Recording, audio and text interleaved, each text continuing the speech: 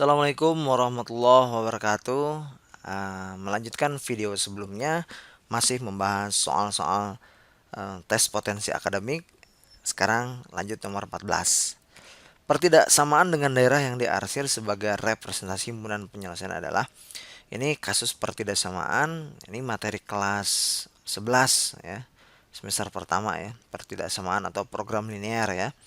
Nah, caranya kalau ada persamaan garis yang berada pada sumbu koordinat, itu caranya gini. Cara mudahnya gini nih. Caranya dijodohkan. Nah, dijodohkan.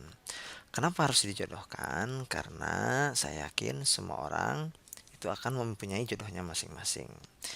Ya, betul ya. Dan biasanya orang tuh paling senang kalau dijodohkan gitu ya. Oke, langsung saja lah kita jodohkan. Misal 3 itu statusnya Y. Oh, berarti jodoh 3 adalah X gitu ya caranya ya.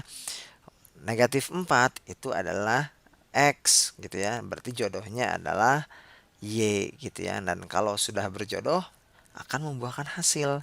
Hasilnya tinggal kalikan. Negatif 3 kali negatif 4 adalah negatif 12. Nah, langkah pertama, kalian harus usahakan ini pertamanya harus positif dulu ya. Ini harus positif dulu. Ini penting gitu ya. Nah, sekarang kita gunakan, lihat nih, kalau di sebelah kiri itu lebih kecil dan kalau di sebelah kanan lebih besar gitu ya. Jadi aturan kiri kanan ini akan berlaku manakala depannya positif seperti itu ya, biar lebih mudah ya. Baik, karena ini sebelah kiri berarti kurang dari gitu ya. Karena ini garis yang putus-putus berarti tidak usah menggunakan sama dengan. Berarti kita sesuaikan dengan optionnya 3x dikurang 4y, negatif 12 yang pindah jadi tambah 12 lebih kecil dari 0. Berarti jawabannya adalah B. Seperti itu. Jelas ya? Selanjutnya nomor 15. Operasi bulat ataupun operasi lingkaran pada himpunan bilangan bulat didefinisikan sebagai berikut. Ini bukan lingkaran sih, ya itulah namanya ya. Bulat atau apalah bebas. Nah, ini biasanya pengalaman tahun kemarin 2019 gitu ya. Ini siswa yang belum tahu ini dirasakan aneh soalnya dan ini sulit ya. Padahal sebetulnya ini sangat mudah ya. Tinggal diikuti rumusnya saja gitu. Dan kita prioritaskan yang pertama adalah yang dikurung dulu. Berarti kita selesaikan yang dikurung. Dua bulat aja atau dua lingkaran aja ya. Dua lingkaran B gitu ya. Bukan B, dua lingkaran satu. Mohon maaf. Dua lingkaran satu.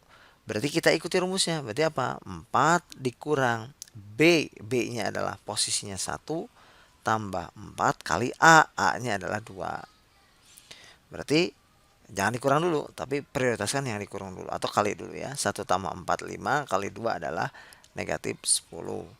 Berarti 2 bulat 1 ini bulat 1 itu hasilnya adalah negatif 6 seperti itu. Nah, sekarang langkah kedua 4 ya, bulat bulat. Nah, 2 bulat 1 sudah kita hitung yaitu negatif 6. Nah, sekarang ini lakukan juga dengan cara yang sama, tinggal ikuti rumusnya. Berarti apa? 4 dikurang B tambah 4, B-nya adalah negatif 6. Negatif 6 tambah 4 kali A. A-nya adalah posisinya 4. Seperti itu. Berarti apa? 4 dikurangi negatif 4 tambah negatif 6 tambah 4 adalah negatif 2 kali 4 berarti negatif 8 dengan negatif lagi jadi positif. Berarti hasilnya adalah berapa? 12. Selesai. Oke, nomor 15 jawabannya adalah, oh, salah ya. Harusnya jawabannya A ya. Ini saya hapus saja. Jelas ya? Selanjutnya nomor 16. Jika sebuah segitiga memiliki sisi dengan panjang 4 dan 10, manakah dari berikut ini yang mungkin sebagai sisi ketiga? Oke, nah sebuah segitiga ukuran-ukurannya itu akan membentuk segitiga itu dengan catatan seperti ini. Jumlah dua sisi itu lebih gede dari sisi yang lainnya. Maksudnya gini, sederhananya gini lah. Misalkan ada 3 sisi ya segitiganya. Sisi pertama A, B, C. Berarti jumlah dua sisi itu lebih gede dari sisi yang lainnya. Misal saya ingin jumlahkan lagi A tambah C, pasti itu lebih gede daripada B. Atau misalkan B tambah C itu lebih besar dari A. Nah, ini namanya bisa disebut juga ketaksamaan segitiga. Nah, sekarang panjangnya 4 dan yang ini keduanya 10, berarti panjang yang ketiganya. Kita coba. Nah, kalau kalian nanti melihat soal yang tipe seperti ini banyak kesamaan, ambil langkah pertamanya itu adalah ambil yang banyaknya sama dulu.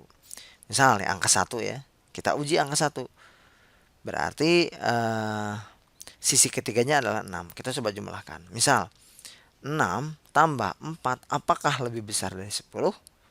Ternyata ini tidak ya. Karena ini hasilnya harusnya bukan lebih besar tapi sama. Berarti artinya apa? 6 itu bukan sisi ketiga. Artinya 6 itu adalah salah. Berarti pernyataan satu itu salah. Kalau pernyataan salah berarti A, B, C dan D itu salah. Berarti jawabannya pasti yang E, seperti itu ya.